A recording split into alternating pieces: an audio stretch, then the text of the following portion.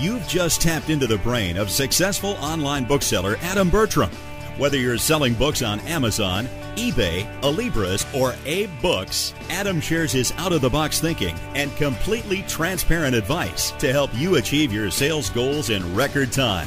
Let's listen in now to hear the latest super helpful yet down-to-earth blog post posted on the only blog for successful online booksellers at sellyourbooksonline.com. A personal story. Graduating from a book lover to a bookseller. This is another guest post from a reader, Mike. Mike is a budding online bookseller that is slowly beginning to see how selling books he once loved is turning into a thriving online business. Ain't online bookselling great? Adam. Today, we'll close out my first week as an online bookseller. All in all, I think I should be pretty happy with how things went. To date, I have had 29 orders, and once the 3 envelopes sitting on my kitchen table are dropped off at the mailbox, all 29 will have been shipped. Today, I received my first feedback from a customer. The feedback wasn't much, but what it lacked in verbosity, it more than made up for in sentiment. The comment was simply great. The funny thing is, that's exactly how I feel. I find myself brainstorming for different ideas on how to get books. I'm constantly working through profit margins and revenue calculations in my head. I spend a lot of time trying to figure out what my magic numbers are. For me, magic numbers are the number of books I want to sell each month, the total amount of money I want to make in a month, and the number of books I need in my inventory to reach those goals. I still haven't recouped my cost yet, and it could be some time before that happens, but the upside is that I'm having so much fun. I find myself checking my email more frequently than ever looking for book orders. I'm excited to walk to the post office every morning and drop off my orders. Today, I made my first lowball offer for a bundle of books. Someone was selling a number of books, and I sent them an email and said that if they didn't find anyone to buy the books, I'd take them for $10 apiece. I think the person was selling 10 books in all.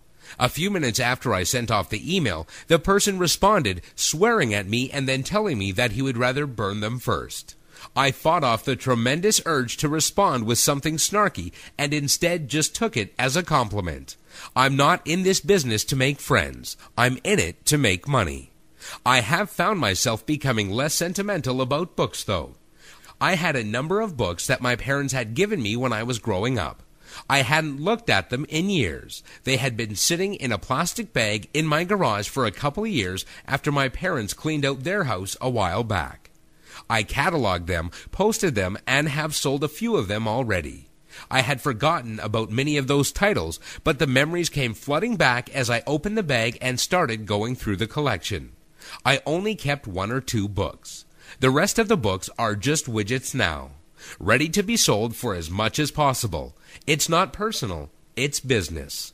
While my attachment to books may be becoming desensitized, I don't expect my love for reading will weaken as my business hopefully grows. My 5-year-old son is learning to read in kindergarten, and he came home tonight and read a story that he had been learning in school, and it was the most amazing sight and sound. To watch him move his fingers under each word and read it out loud was truly awesome. It has to be one of the proudest moments for any parent. And I can happily say that I never once thought about selling Xerox pages he brought home to read. I look at my love of books as the train that brought me to this station in life.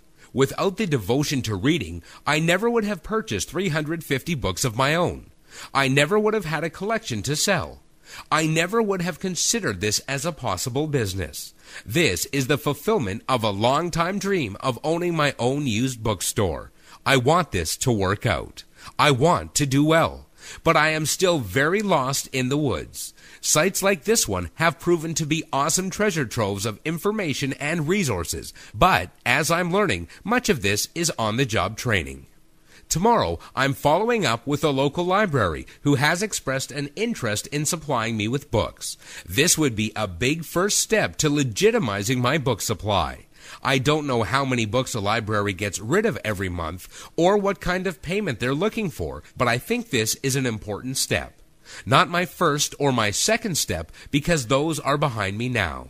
But lining up the repeat sources of business may be the most important step of all. Update.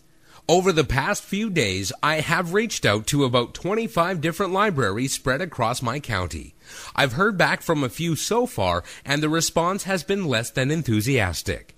A couple of libraries have expressed interest, but for the most part, they have not warmed to the idea of selling me books in bulk quantities. I'll admit that I'm a little disappointed. I had hoped that this would be a steady supply of inventory for me. Not necessarily huge numbers, but at least something. It's quite possible that I didn't do a good enough job of selling the idea of a partnership. I'll have to do better the next time around. There is one library that has asked me to submit a proposal. So, while my batting average was pretty low, I don't need a lot of hits to make this a viable source of inventory for me. I haven't focused enough attention on getting more books. I've done a good job of selling so far. 33 books in 8 days is a good start as far as I'm concerned, but I've been running numbers in my head and I need to find thousands of books. I'm not going to get there overnight or over the course of a week, and I'm fine with that, but I do need to line up suppliers. I've purchased a couple hundred books from yard sales and people selling on Craigslist, and I think the deals I've made have been pretty good, but it's not a long-term solution. Aside from yard sales, estate sales, and libraries, I'm struggling to identify other sources of books, especially cheap books. People don't seem to understand that books sell online for pennies apiece. I can't afford to buy books for 50 cents or $1 each and make any money. Buying books in singles or small groups usually means that the seller isn't going to be willing to part with them for 10 cents each.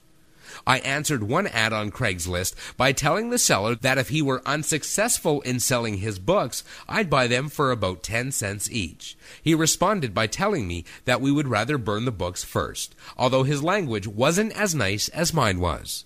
After that, I added some language to my emails that I wasn't trying to lowball anyone, but I was planning on selling the books online and needed to buy them at that price to make some money. Nobody's cussed at me since.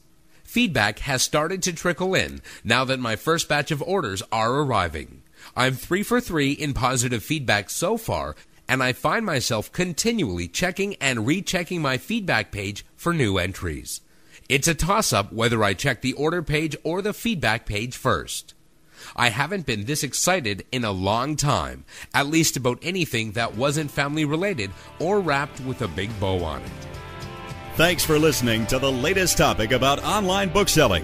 If you're interested in this topic or the hundreds of other topics about going into business for yourself from selling books on the internet, please visit sellyourbooksonline.com. This is where you can get exclusive videos, learn from other sellers, and a whole lot more. Until next time, folks, remember to always take action and think different.